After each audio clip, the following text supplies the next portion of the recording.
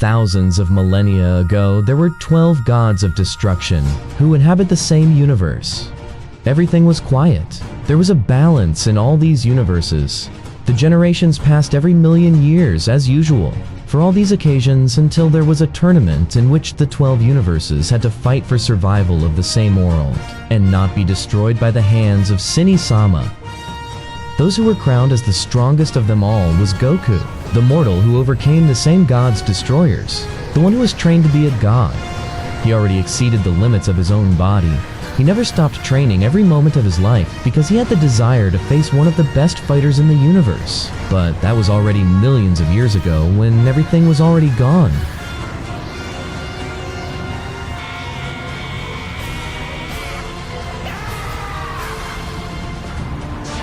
There was no longer that mortal who overcame the gods themselves. Everything was a simple legend that was told by the same god's destroyers, even the great priest Daishinkan in the great Seino-sama. Is that legend that surpassed the gods really still alive? More than 500 billion years ago, it was no longer the same. There were different types of races that proclaimed themselves as gods, such as Nordic gods, Greek gods, Egyptian gods, and there were several gods where they would look at the resources that made the same mortals and what they did. But it was already all in its own time when the extermination for that race would approach. 7 million years of human history are about to come to an end. Will the fall of man be caused by a nuclear war? No. The invasion of an extraterrestrial life? No. Or the impact of an asteroid? Absolutely not. The end of the human race will be brought about by the will of the gods, the same beings that created them. Every 1,000 years, all the gods gathered for a purpose in the Hall of the Gods, where the great Zeus gave the meaning to all this. Attention, attention, be silent. I am about to start to council. Gods from all over the world, I have gathered you here this day to decide the destiny of the human race. So now I ask you, shall we allow them to continue to exist for another 1,000 years, or shall we conclude with their existence? Gods, show us what you've decided. Whereupon Shiva raised his hand, saying, I say it's time to wipe the mouths. I've watched them for hundreds of years, but I've seen no signs of them ever learning from their mistakes. It would be better to destroy them once and for all. He is right. Shiva is absolutely right. For years, the world is getting uglier and uglier. The oceans are full of garbage and oil. The forests are disappearing, and many creatures have become extinct. To be honest, the human race has become a horrible plague that destroys life on planet Earth, said Aphrodite with all her radiance, where all the gods agreed. They were fed up with the human race always causing disasters everywhere. Well, it seems that everyone agreed. The council has already made a decision. The Council of the Destiny of the Human Race has decided that they must destroy the human race. Zeus would say, to appreciate a voice that said, Please, Zeus, please wait. Whereupon all the gods saw him, seeing a Valkyrie standing on top of the Colosseum of the gods. With all due respects, but there is a matter I want to talk to all of you gods about, where two birds intervened. How dare you, Valkyrie, because you interrupt the conversation of the gods. If so, you are just a demi-goddess. The actions of the human race are unforgettable. Stop ignoring us. However, destroying them would be extremely boring. I propose something to decide if the human race is worthy of staying alive for the next 1,000 years. At the same point, prove if it is worthy of the gods. Why not put them to the test? So, do you want to start a new era for them, or are you talking an ice age and freeze them? None of that. There's a much better way to do it. I mean God against a man. I mean the final battle, the Ragnarok. In the Constitution, Article 62, in its Clause 15, it stimulates that to solve this particular issue, fight the gods against man with the law of the battle God against man. In other words, the Ragnarok is like this. The series that have a match with one-on-one, where 13 fighters represented their same side, where they represent the gods and the human race.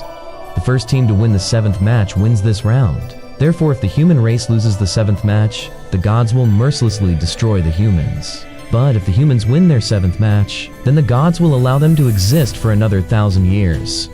However, this would be impossible for the humans to win a battle against the gods. In other words, it is an extrajudicial clause, an exhibition it was granted only to entertain the gods. Are you serious? I don't know what you were talking about, Valkyrie. It is too complicated what you were saying. Remember that humans are no match for the gods. Well, I get it. I mean, the same gods that today have decided to destroy the human race want to invade directly with the humans. They want to destroy the human race without any battle. They don't want to enter the ring and face them. That means they're afraid of losing. Sorry for my trouble. Do your business. Forget about Ragnarok. Where all the gods are angry and frustrated to hear those words from the Valkyrie. Haha, that Ragnarok is a very good idea you just said, and it sounds very interesting. I'm glad you mentioned it. It's fun, all this. And well, I'm sure the rest of you are also interested in this, right? The wrath of the gods? An overwhelming power. What do you say? Listen, all my mighty gods. Let's have a battle between us gods and the human race. Walkari, you will be the one to choose the humans. Thank you very much, great Zeus. I will not fail in my expectations. That day it was known about the confrontation between God and man, where no one knew of its existence, much less those gods. The beginning for a legendary warrior, for more known for a mortal that broke the limiters of his own body, a legend that will leave his cage, a legend that will never forget the beginnings of this world.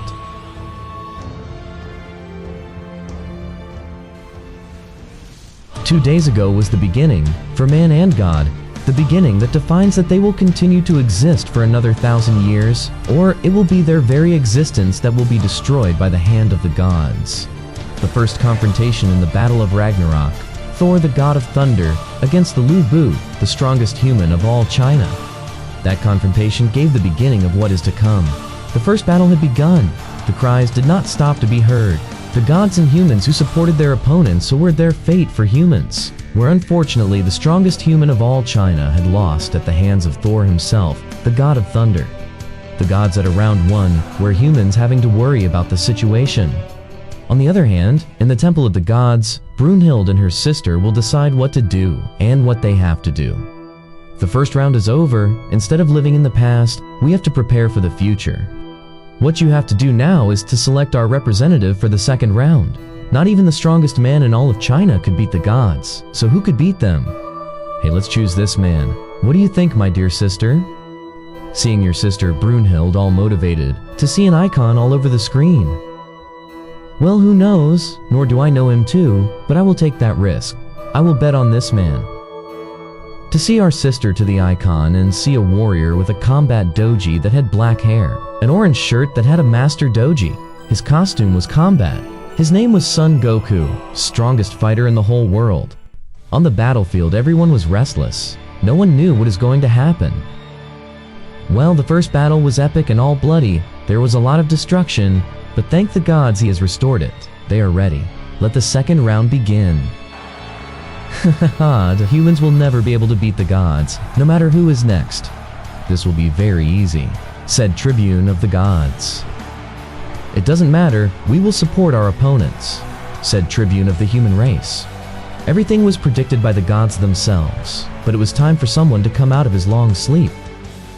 Well, it is time to present the first of the human race, the burden to the hope of humanity. Here it is. Whereupon a shadow appears walking around the surroundings of the same combat ring. Everyone was surprised. No one knew who this man was, nor much who he was. It is said that this man does not stop straining.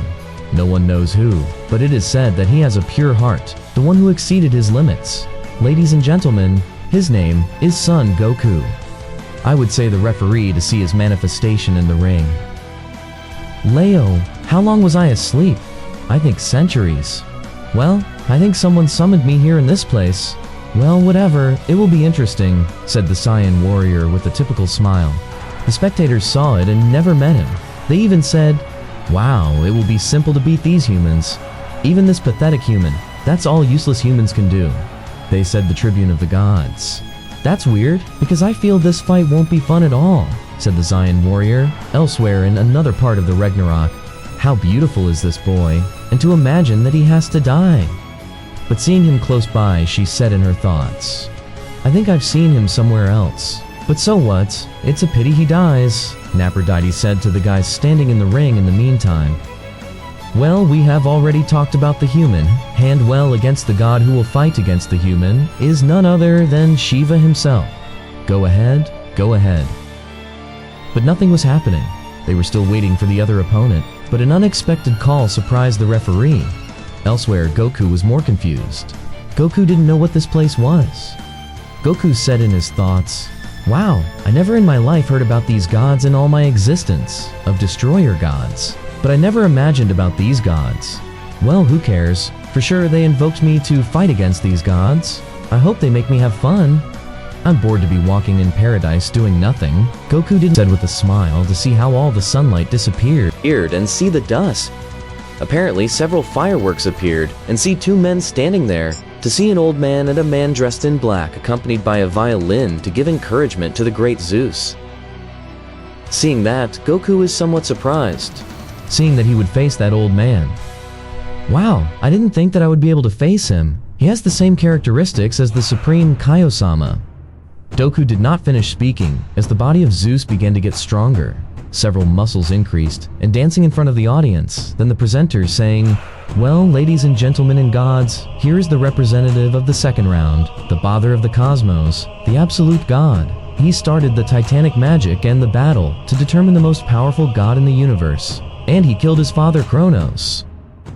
"Wow, I never heard of those names in my life. I'd better get warmed up," said the Saiyan warrior doing push-ups. Everyone saw him. The human saw him doing a little exercise to his representative, while the presenter did not stop talking to Zeus himself.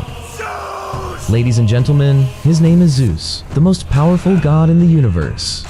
While in the thoughts of the Saiyan warrior, "Let's see if he's telling the truth," he said, warming up before fighting.